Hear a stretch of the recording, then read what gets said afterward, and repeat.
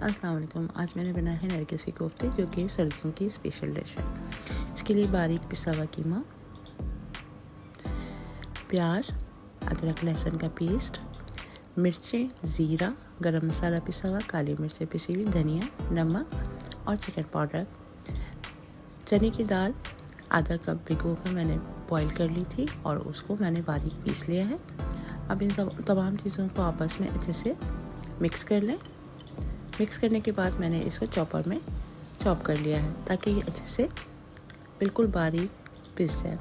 अब हाथ में ऑयल लगा लीजिए और इसमें कबाब की तरीके से मिक्सचर को रख के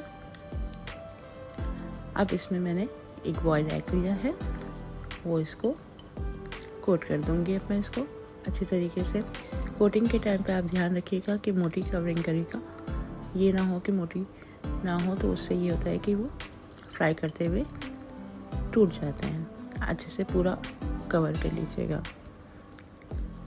अब इसको डीप फ्राई कर लीजिए।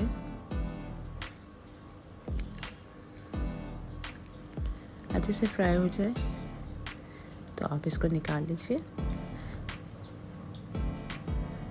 इस तरीके से मैंने इसको फ्राई करके निकाल लिया है। अब उसी ऑयल में मैंने प्याज को फ्राई कर लिया है।